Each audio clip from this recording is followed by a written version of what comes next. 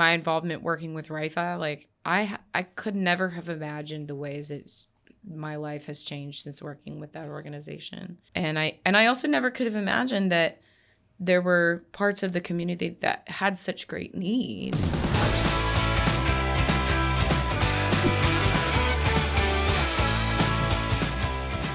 Hey, this is Shay. And this is Maddie. Welcome to the Pocket Change Podcast, where you'll learn better ways to spend, save, and invest and take control of your financial journey. So Maddie, Christmas is coming up this month.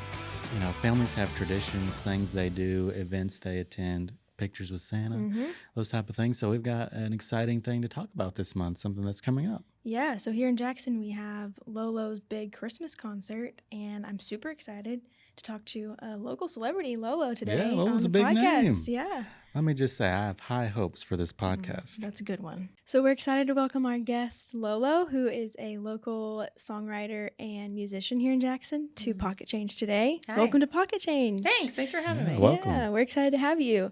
So just tell us a little bit about yourself and your background in your music career. Sure. I was born and raised here in Jackson until junior year of high school, and then I moved to LA. Wow. I wanted to be a songwriter. I had also been doing professional theater for a long time, from the time I was really young.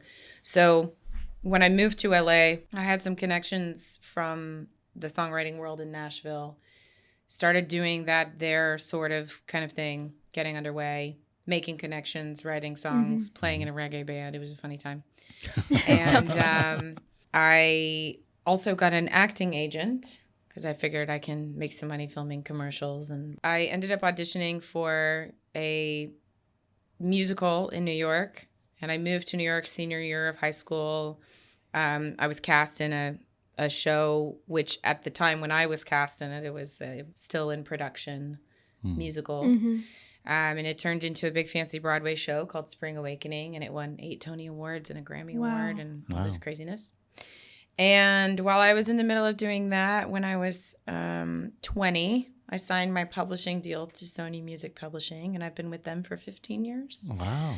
And I've put a bunch of records out. My first album, Wasted in Jackson, came out with Island Records in 2010. I put another album out in 2016 with Atlantic Records. And then a few years ago, I started my own record label called No Reverse Records, which is what I've put all of my most recent albums out. When I'm not doing those Lolo things, I've written 3 musicals of my own that are all in varying stages of becoming Broadway shows. And then when I'm not doing that, I write songs for fancy bands like Panic at the Disco and Fall Out Boy and artists like Just small Matt people. Nathanson. Never heard of them. Most of my time away, I lived in New York City. I was there like cumulative time of 12 years. Then I also did 3.5 years in the United Kingdom living in London. Wow. And but yeah, I moved back to West Tennessee. I moved back to Jackson in the fall of 2018. So it's been 5 years total that I've been back here. Yeah. And the record label, No Reverse Records, is based both here in Jackson now and still in New York City. We have our partner there. And I just kind of like bop around, do Travel whatever. Yeah. Wherever. Sometimes I'm here working like a crazy person, and sometimes Coming I'm on touring, podcasts. and sometimes I'm back in New York or whatever, that's sort of everywhere all the time. So Not just all that, but you do all that, but also have a Christmas show in Jackson I that many do. people are familiar with. So tell us a little bit how that got started and how it's grown. the Lolo Christmas show, now the like full long title is, it's always been called the Lolo Christmas Show, but now it's called the Lolo Christmas Show and Gospel Brunch, because it's evolved over the 8 years that we've been doing it. Like I said, I grew up here, and there's a lot of Christmas tradition type performances or things that happen throughout the season. We've got the Jackson Symphony that does a beautiful Christmas Pops concert. You've got various churches that do their thing, and plays and theater, whatever. But it didn't seem like there was just a like come as you are Christmas show that happened. Yeah. That also was truly all ages. Like a lot of the Christmas stuff that goes down, it's It's either strictly for little kids, like meeting Santa, Right. or, adults that have to be like in a tux or whatever.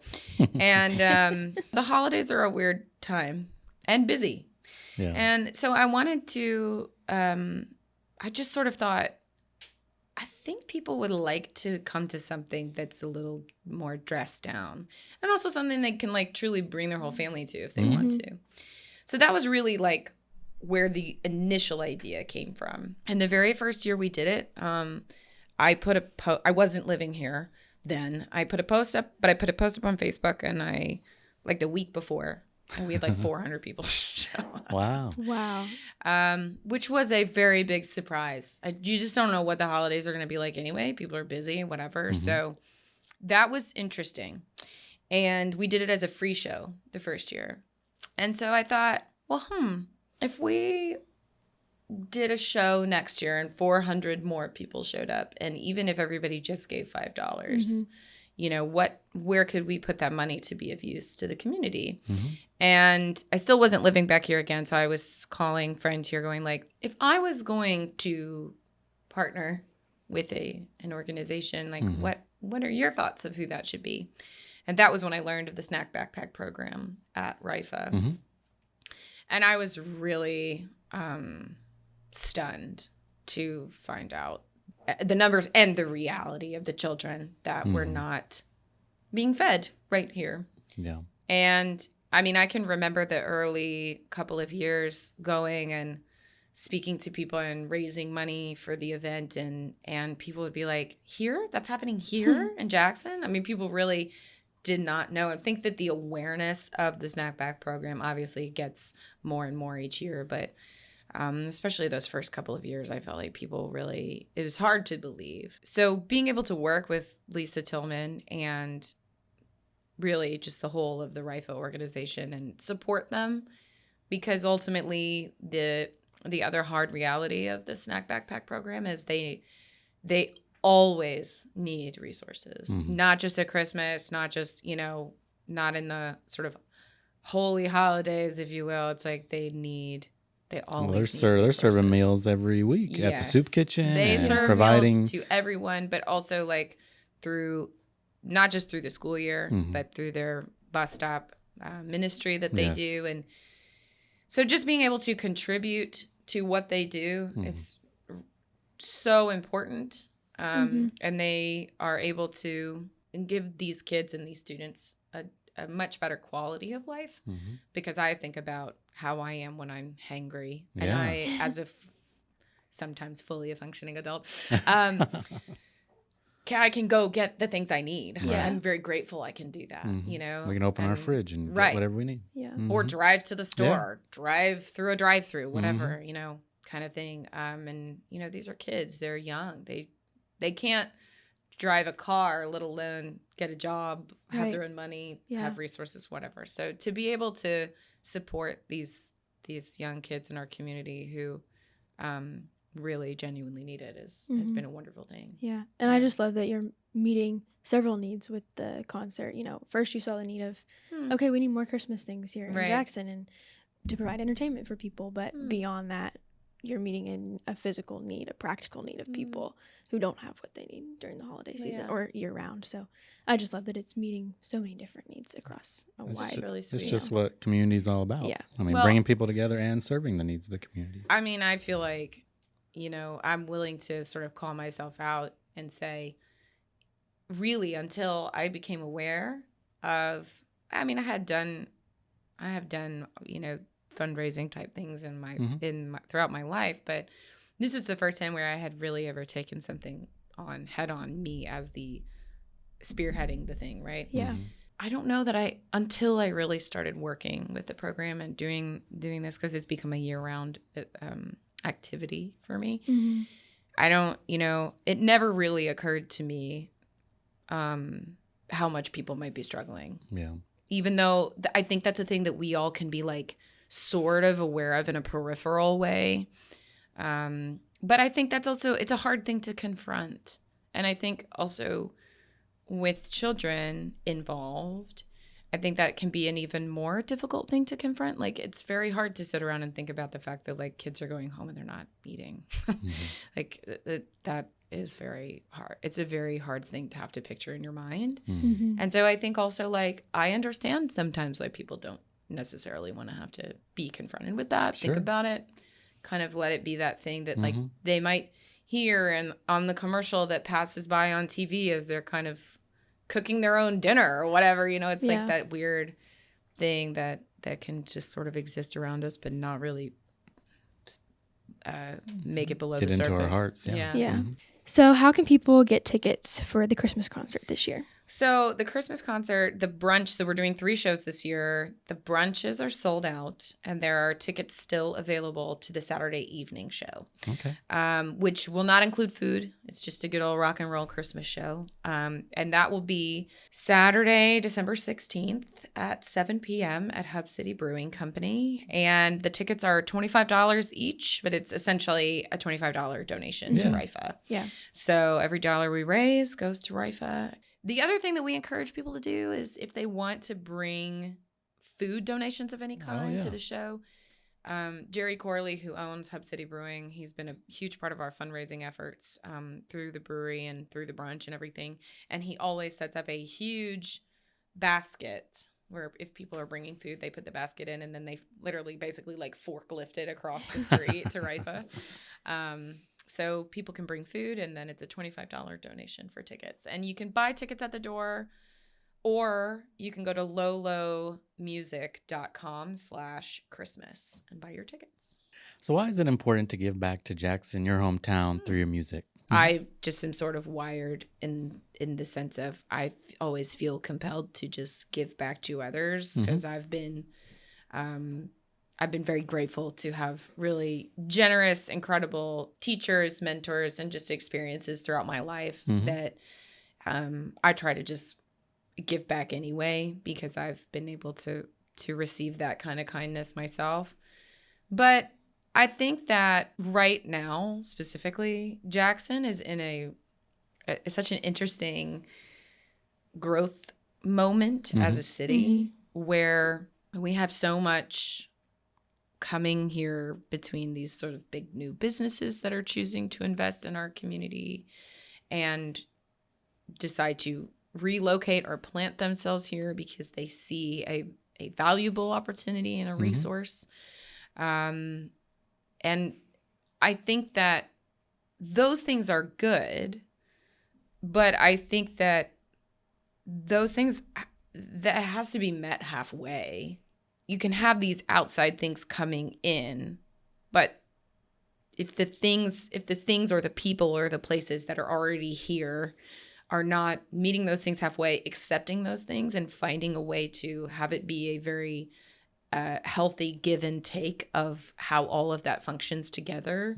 I think sometimes what should seem like it will just turn into an immediate great possibility can kind of fall by the wayside.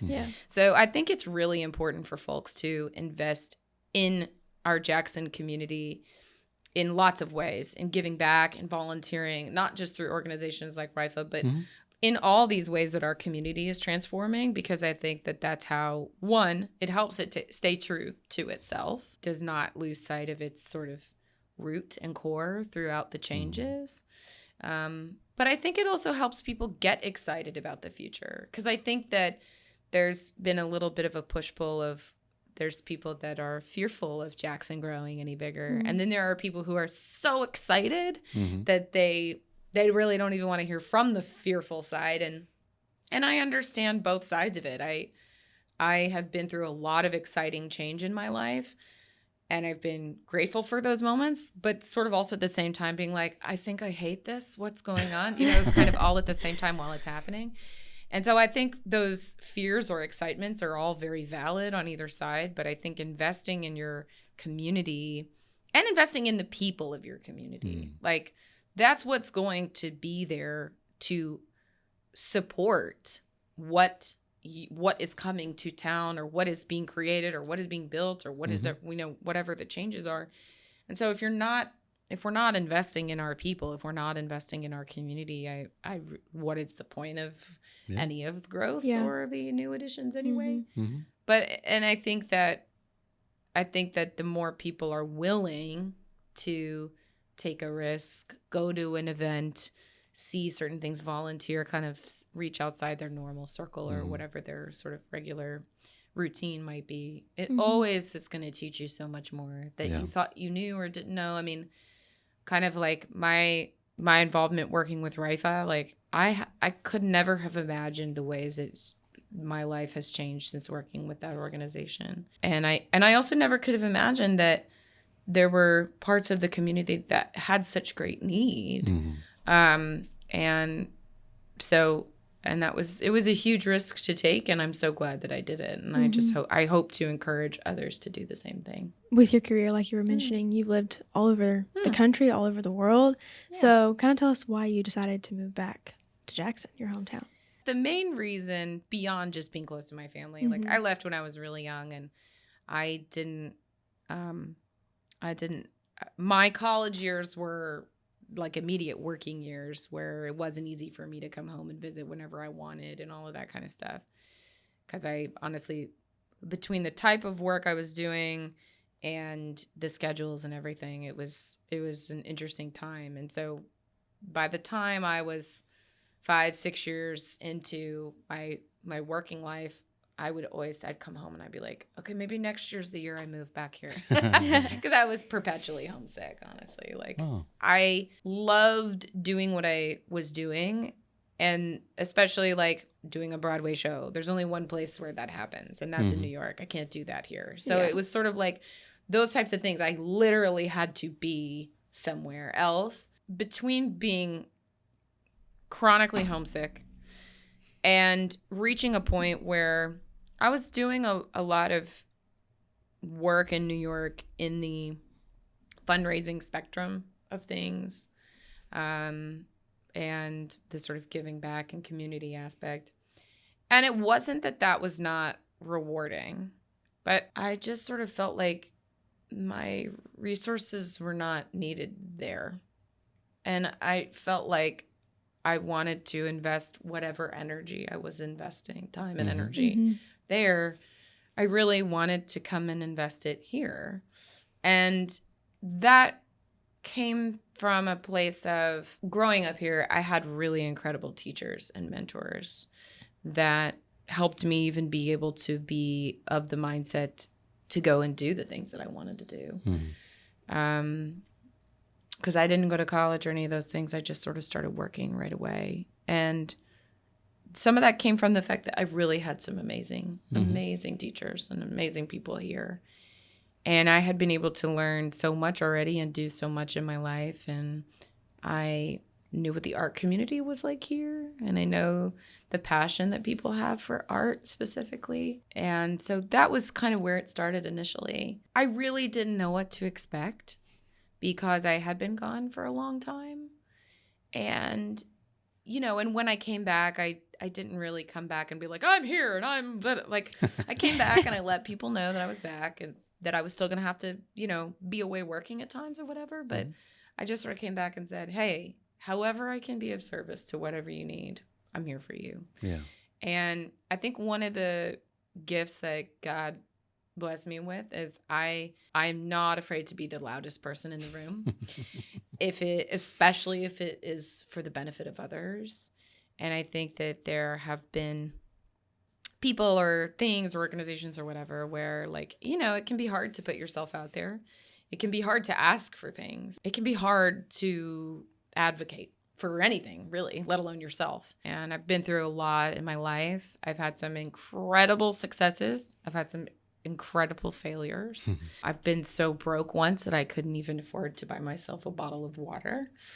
And I've had lots of different types of struggles throughout my journey. And I understand that the human condition can include a lot of different things. So that was also why when I came back, I kind of went to all the people that I knew and just said, hey, like, I'm here and I'm happy to be back here, and however I can be of help to whatever it is that anyone is doing, I'm here and happy to use my art and my obnoxiously loud voice, or whatever can be whatever that is. So. So you're using that from the encouragement of others and the mentors you've had, and has that played a role in how you've brought your record label here and started that here? And tell us a little bit more about that. Yeah, I mean, definitely. I'm very grateful that I've been able to do what I've done in my life, and also grateful that I've been able to like make the records I've wanted to make. I've not had to compromise or feel like I've been misrepresented through my own music. And I just wanted to be able to support artists in doing that. So we work with all kinds of artists all over the U.S., including a couple of artists from West Tennessee. And it's nice to give people an opportunity to share themselves, because this day and age where the digital everything, right, like has changed the music industry. The old school model of like, you must be signed to a major label in order to succeed just is really not the truth. The truth is that if that's a thing you want, then that's what you should try to go get. But it's not a barometer of success anymore, because we have these beautiful things like podcasts or social media or whatever that give us access to human consumers right away. Yeah. And so, yeah, being able to support other artists and what they want to do has totally been a dream of mine. Being able to produce albums, that kind of thing, has been a big, big dream. So, yeah, to be able to give, especially back to the West Tennessee community that helped raise me, is huge. So kind of along those lines, what's your best one piece of advice for maybe a new artist? Always be willing to listen, but never be willing to compromise what you know your gut is telling you. And I think especially with anything creative that you choose to do in your life, I think when you're going into that, you have such a clear picture of what that will look like or feel like. And I think it can, unfortunately, be very easy to be persuaded out of that along the way, depending on what you're working on, who you're working with, whether people feel like they know more than you, especially if you're a newer artist. I came up in an industry as a very young woman before the Me Too movement that did not want to listen to a loudmouth young Southern girl that felt very strongly about what she did or did not want to say. And I legit had to just be like, I do not actually care if you like it. This is what I'm doing, because this is what I believe is right for me. And I'm not willing to compromise my moral compass or whatever, because you think it's going to, I don't know, sell more records or whatever. And so the best piece of advice I would give to humans in general is be who you are. You know what you want to do and not what you want to do. And those are not the things you can compromise on, because you are going to be the one who has to die by the sword at the end of the day. And only if things go right will people get behind you and be like, yes, I was a part of that too. Good for us. But if you fall hard, you gone. are the only person that has to stand up behind it till the day you're gone. And so if you can't be at peace with that, then probably don't do it. Yeah, that's good advice. Very good. So we have one final question for you today, and it's a fun one. So if you had any extra pocket change, what would you do with it? I would probably buy my son shark toys. He's obsessed with sharks, and he loves finding tiny little shark figurines. So not that's baby probably shark, what I would do. just sharks. Well, I mean he doesn't but... discriminate sharks. I see. So he's like he any would shark. accept any shark in general, including baby shark or mommy shark, daddy shark, grandma. Yeah. The whole The whole family would make the cut. Sorry to bring it back up. It's now in everybody's head. All the song. Yeah. Well, thank you so much for being with us, Lolo. Thank you for just all that you do for the Jackson community, musicians, but also just people in need. Thank you for being here today. That's sweet. Thank you for having me. And we'll catch the brunch next year. So. Yeah, for sure. Thanks for tuning in to the Pocket Change Podcast. If you liked this episode, make sure to leave us a review and watch our full episodes on YouTube. The Pocket Change Podcast is brought to you by Leaders Credit Union, where we power your passion and make lives better. Cha-ching! Leaders is federally insured by the NCUA Equal Housing Lender. Learn more at leaderscu.com.